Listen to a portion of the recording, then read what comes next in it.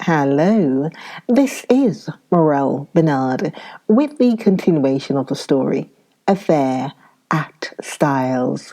Last words were, "But they do, Cynthia dear," I said earnestly. "I'm sure you are mistaken. Look, there's John and Miss Howard. And by the way, please subscribe. Listeners, please subscribe to the channel, please, and please share the video. I will proceed with Affair at Styles." Cynthia nodded rather gloomily. "Yes, John likes me, I think, and of course Evie, for all her gruff ways, wouldn't be unkind to a fly. But Lawrence never speaks to me if he can help it. And Mary can hardly bring herself to be civil to me. She wants Evie to stay on, is begging her to, but she doesn't want me. And I don't know what to do." Suddenly, the poor child burst out crying. I don't know what possessed me. Her beauty, perhaps, as she sat there with the sunlight glinting down on her head. Perhaps the sense of relief at encountering someone who so obviously could have no connection with the tragedy. Perhaps honest pity for her youth and loneliness. Anyway, I leant forward, and taking a little hand, I said awkwardly, "Marry me, Cynthia." Unwittingly, I had hit upon a sovereign remedy for her tears. She sat up at once, drew her hand away, and said with some asperity, "Don't be silly." I was a little annoyed. "I'm not being silly. I'm asking you to do me the honor of becoming my wife." To my intense surprise, Cynthia burst out laughing and called me a funny dear. "It's perfectly sweet of you," she said, "but you know you don't want to." "Yes, I do. I've got." "Never mind what you've got. You don't really want to. And I don't either." "Well, of course that settles it," I said stiffly. "But I don't see anything to laugh at. There's nothing funny about a proposal." "No, indeed," said Cynthia. "Somebody might accept you next time. Goodbye. You've cheered me up very much." And with a final, uncontrollable burst of merriment, she vanished through the trees. Thinking over the interview, it struck me as being profoundly unsatisfactory. It occurred to me suddenly that I would go down to the village and look up Bauerstein. Somebody ought to be keeping an eye on the fellow. At the same time, it would be wise to allay any suspicions he might have as to his being suspected. I remembered how Poirot had relied on my diplomacy.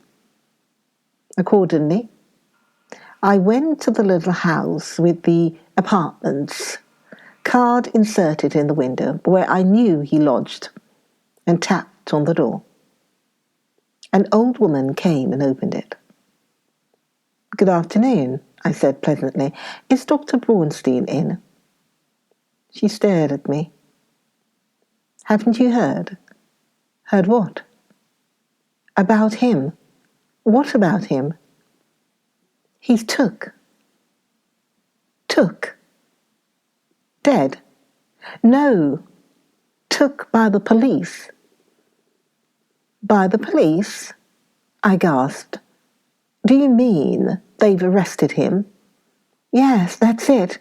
And—" I waited to hear no more, but tore up to the village to find Poirot. To my extreme annoyance, Poirot was not in, and the old Benjamin who answered my knock informed me that he believed he had gone to London. I was dumbfounded. What on earth could Poirot be doing in London? Was it a sudden decision on his part, or had he already made up his mind when he parted from me a few hours earlier? I retraced my steps to Styles in some annoyance. With Poirot away, I was uncertain how to act. Had he foreseen this arrest? Had he not, in all probability, been the cause of it? Those questions I could not resolve. But in the meantime, what was I to do? Should I announce the arrest openly at Styles or not? Though I did not acknowledge it to myself, the thought of Mary Cavendish was weighing on me. Would it not be a terrible shock to her? For the moment, I set aside utterly any suspicions of her. She could not be implicated. Otherwise, I should have heard from some hint of it. Of course, there was no possibility of being able permanently to conceal Dr. Bauerstein's arrest from her. It would be announced in every newspaper on the morrow. Still, I shrank from blurting it out. If only Poirot had been accessible, I could have asked his advice. What possessed him to go posting off to London in this unaccountable way? In spite of myself, my opinion of his sagacity was immeasurably heightened. I would never have dreamt of suspecting the doctor, had not Poirot put it into my head. Yes, decidedly, the little man was clever. After some reflecting, I decided to take John into my confidence and leave him to make the matter public or not as he thought fit. He gave way to a prestigious whistle as I imparted the news. Great Scott! You were right then. I couldn't believe it at the time. No, it is astonishing until you get used to the idea and see how it makes everything fit in. Now, what are we to do? Of course, it will be generally known tomorrow. John reflected. Never mind, he said at last. We won't say anything at present. There is no need. As you say, it will be known soon enough. But to my intense surprise, on getting down early the next morning and eagerly opening the newspaper, there was not a word about the arrest. There was a column of mere padding about the Styles poisoning case, but nothing further. It was rather inexplicable, but I suppose that for some reason or other Jap wished to keep it out of the papers. It worried me just a little, for it suggested the possibility that there might be further arrest to come. After breakfast, I decided to go down to the village and see if Poirot had returned yet. But before I could start, a well-known face blocked one of the windows, and the well-known voice said, "Bonjour, mon ami." "Poirot!" I exclaimed with relief, and seizing him by both hands, I dragged him into the room. I was never so glad to see anyone. Listen, I have said nothing to anybody but John. Is that right? My friend, replied Poirot, I do not know what you are talking about. Dr. Bauerstein's arrest, of course, I answered impatiently. Is Bauerstein arrested then? Did you not know it? Not the least in the world. But pausing a moment, he added, Still, it does not surprise me. After all, we are only 4 miles from the coast. The coast? I asked, puzzled. What has that got to do with it? Poirot shrugged his shoulders. Surely it is obvious. Not to me. No doubt I am very dense, but I cannot see what the proximity of the coast has got to do with the murder of Mrs. Inglethorpe. Nothing at all, of course, replied Poirot, smiling, but we were speaking of the arrest of Dr. Bauerstein. Well, he is arrested for the murder of Mrs. Inglethorpe. What? cried Poirot in apparently lively astonishment. Dr. Bauerstein arrested for the murder of Mrs. Inglethorpe? Yes. Impossible. That would be too good a farce. Who told you that, my friend? Well, no one exactly told me, I confessed. But he is arrested. Oh, yes, very likely. But for espionage, mon ami. Espionage? I gasped. Precisely. Not for poisoning Mrs. Inglethorpe? Not unless our friend Japp has taken leave of his senses, replied Poirot placidly. But I thought you thought so too. Poirot gave me one look, which conveyed a wondering pity and his full sense of the utter absurdity of such an idea. Do you mean to say, I asked slowly, adapting myself to the new idea, that Dr. Bauerstein is a spy? Poirot nodded. Have you never suspected it? It never entered my head. It did not strike you as peculiar that a famous London doctor should bury himself in a little village like this, and should be in the habit of walking about at all hours of the night fully dressed? No, I confessed. I never thought of such a thing. He is, of course, a German by birth, said Poirot thoughtfully, though he has practised so long in this country that nobody thinks of him as anything but an Englishman. He was naturalized about 15 years ago. A very clever man. A Jew, of course. The blackguard, I cried indignantly. Not at all. He is on the contrary a patriot. Think what he stands to lose. I admire the man myself. But I could not look at it in Poirot's philosophical way. And this is the man with whom Mrs. Cavendish has been wandering about all over the country, I cried indignantly. Yes. I should fancy he had found her very useful, remarked Poirot. So long as gossip busied itself in coupling their names together, any other vagaries of the doctor's passed unobserved. Then you think he never really cared for her? I asked eagerly, rather too eagerly perhaps under the circumstances. That, of course, I cannot say. But shall I tell you my own private opinion, Hastings? Yes. Well, it is this, that Mrs. Cavendish does not care, and never has cared one little jot about Dr. Bauerstein. Do you really think so? I could not disguise my pleasure. I'm quite sure of it, and I will tell you why.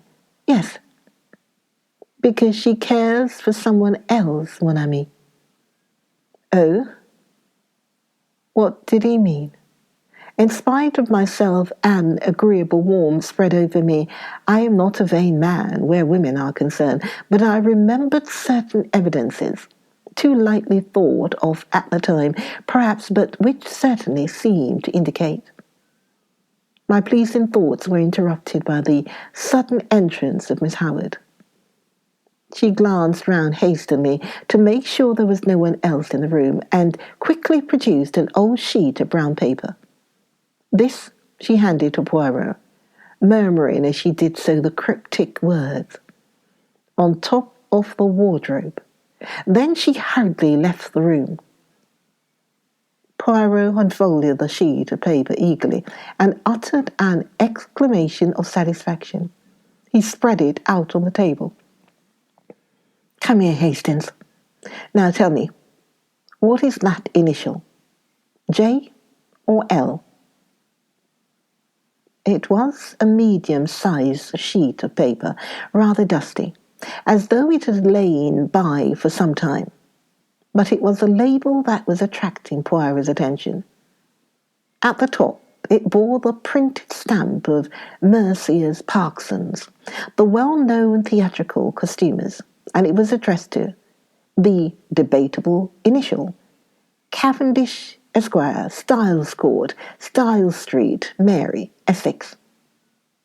It might be T, or it might be L, I said, after studying the thing for a minute or two.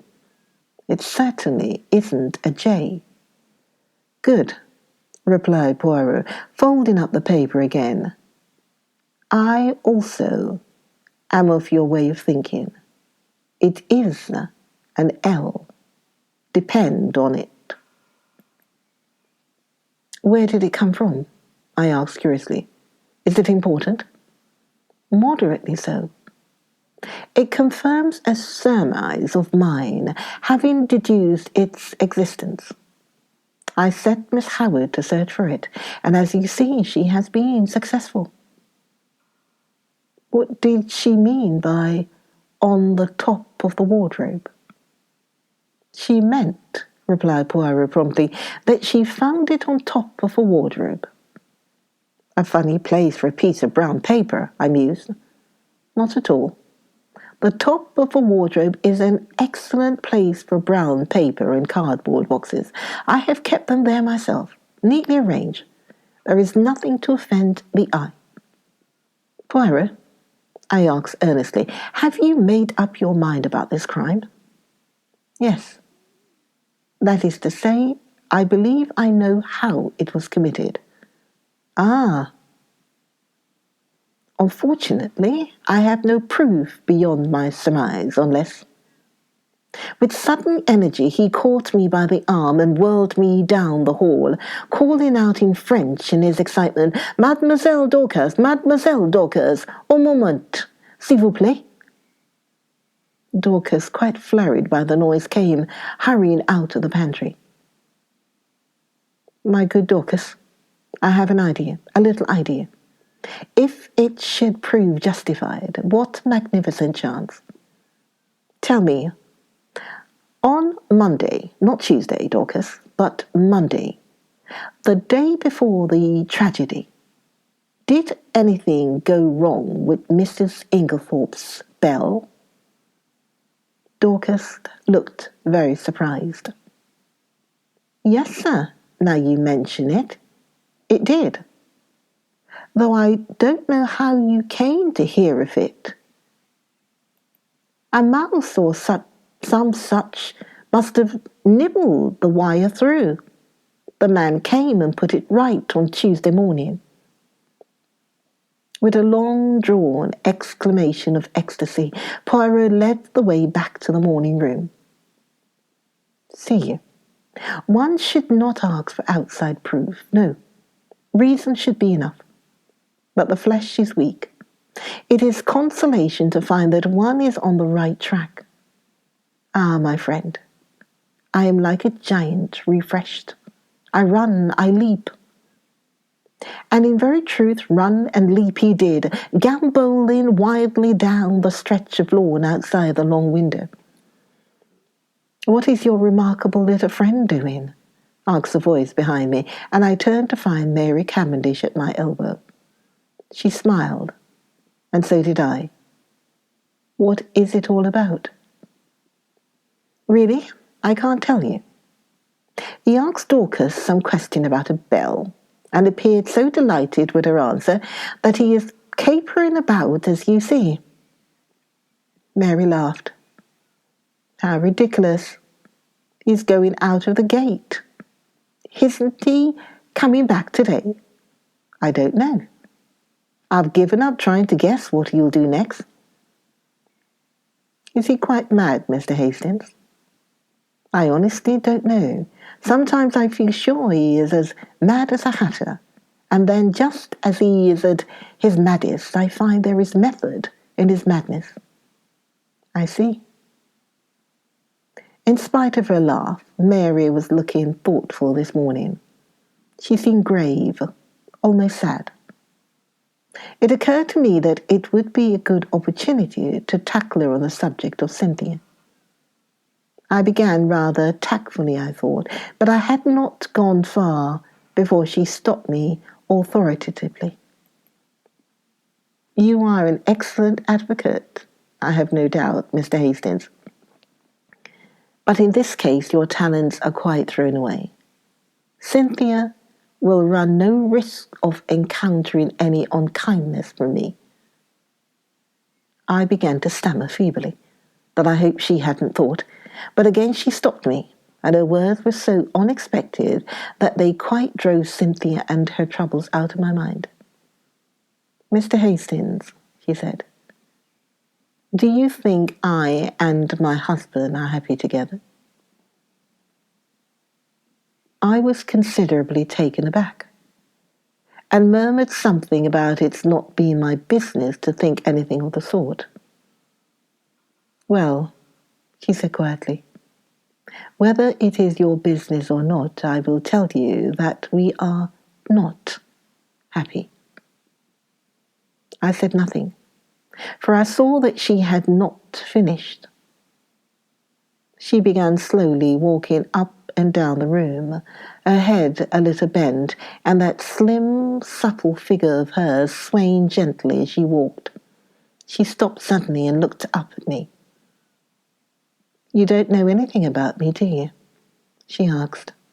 Where I come from, who I was before I married John, anything in fact? Well, I will tell you. I will make a father confessor of you. You are kind, I think, yes. I'm sure you are kind. Somehow I was not quite as elated as I might have been. I remember that Cynthia had begun her confidences in much the same way. Besides, a father confessor should be elderly. It is not at all the role for a young man. My father was English, said Mrs. Cavendish, but my mother was a Russian. Ah, I said, now I understand. Understand what? A hint of something foreign, different, that there has always been about you? My mother was very beautiful, I believe. I don't know because I never saw her. She died when I was quite a little child. I believe there was some tragedy connected with her death. She took an overdose of some sleeping draught by mistake. However, that may be, my father was broken-hearted. Shortly afterwards, he went into the consular service. Everywhere he went, I went with him. When I was 23, I had been nearly all over the world. It was a splendid life. I loved it. There was a smile on her face and her head was thrown back. She seemed living in the memory of those old, glad days. Then my father died. He left me very badly off. I had to go and live with some old aunts in Yorkshire. She shuddered. You will understand me when I say that it was a deadly life for a girl brought up as I had been. The narrowness, the deadly monotony of it almost drove me mad. She paused a minute and added in a different tone. And then I met John Cavendish. Yes. You can imagine that from my aunt's point of view it was a very good match for me. But I can honestly say it was not this fact which weighed with me. No, it was simply a way of escape from the insufferable monotony of my life. I said nothing, and after a moment she went on. Don't misunderstand me. I was quite honest with him. I told him what was true, that I liked him very much, and that I hoped to come to like him more, but that I was not in any way what the world calls in love with him. He declared that that satisfied him, and so we were married. She waited a long time. A little frown had gathered on her forehead. She seemed to be looking back earnestly into those past days. I'm sure, He cared for me at first, but I suppose we were not well matched. Almost at once we drifted apart. It is not a pleasing thing for my pride, but it is the truth, tired of me very soon. I must have made some murmur of dissent, for she went on quickly. Oh, yes, he did. Not that it matters now that we've come to the parting of the ways. What do you mean? She answered quietly. I mean that I am not going to remain at Styles. You and John are not going to live here. John may live here, but I shall not. You are going to leave him? Yes. But why? She paused a long time and said at last, perhaps because I want to be free.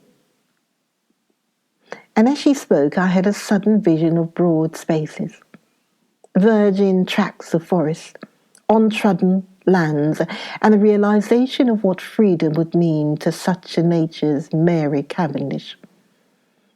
I seemed to see her for a moment as she was, a proud, wild creature, as untamed by civilization as some shy bird of the hills. A little cry broke from her lips. You don't know how this hateful place has been prison to me. I understand, I said. But don't do anything rash. Oh, rash! Her voice mocked at my prudence. Then suddenly I said a thing I could have bitten out my tongue for. You know that Dr Bauerstein has been arrested? An instant coldness passed like a mask over her face, blotting out all expression. John was so kind as to break that to me this morning. Well, what do you think? I asked feebly. Of what? Of the arrest. What should I think? Apparently he is a German spy, so the gardener had told John. Her face and voice were absolutely cold and expressionless. Did she care or did she not? She moved away a step or two and fingered one of the flower vases. These are quite dead. I must do them again. Would you mind moving? Thank you, Mr. Hastings. And she walked quietly past me out of the window with a cool little nod of dismissal. No, surely, she could not care for Bauerstein. No woman could act her part with that icy unconcern. Poirot did not make his appearance the following morning, and there was no sign of the Scotland Yard men. But at lunchtime there arrived a new piece of evidence, or rather lack of evidence. We had vainly tried to trace the fourth letter which Mrs. Inglethorpe had written on the evening preceding her death. Our efforts having been in vain, we had abandoned the matter, hoping that it might turn up of itself one day. And this is just what did happen, in the shape of a communication which arrived by the second post from a firm of French music publishers, acknowledging Mrs. Inglethorpe's cheque, and regretting they had been unable to trace a certain series of Russian folk songs. So the last hope of solving the mystery, by means of Mrs. Inglethorpe's correspondence on the fatal evening, had to be abandoned. Just before tea, I strolled down to tell Poirot of the new disappointment, but found, to my annoyance, that he was once more out. Gone to London again? Oh no, monsieur. He has but taken the train to Tadminster, to see a young ladies' dispensary, he said. Silly ass, I ejaculated. I told him Wednesday was the one day she wasn't there. Well, tell him to look us up tomorrow morning, will you? Certainly, monsieur. But on the following day, no sign of Poirot. I was getting angry. He was really treating us in the most cavalier fashion. After lunch, Lawrence drew me aside and asked if I was going down to see him. No, I don't think I shall. You can come up here if he wants to see us. Oh. Lawrence looked indeterminate. Something unusually nervous and excited in his manner roused my curiosity. What is it? I asked. I could go if there's anything special. It's nothing much, but well, if you are going, will you tell him? He dropped his voice to a whisper. I think I found the extra coffee cup. I'd almost forgotten that enigmatical message of Poirot's, and now my curiosity was aroused afresh. Lawrence would say no more, so I decided that I would descend from my high horse and once more seek out Poirot at Leathways Cottage. This time I was received with a smile. Monsieur Poirot was within. Would I mount? I mounted accordingly. Join me, Morel Bernard, for the next video, the next episode of Affair at Styles. Join me for the next video of Affair at Styles. I look forward to seeing you then. Morel, bye for now. Bye.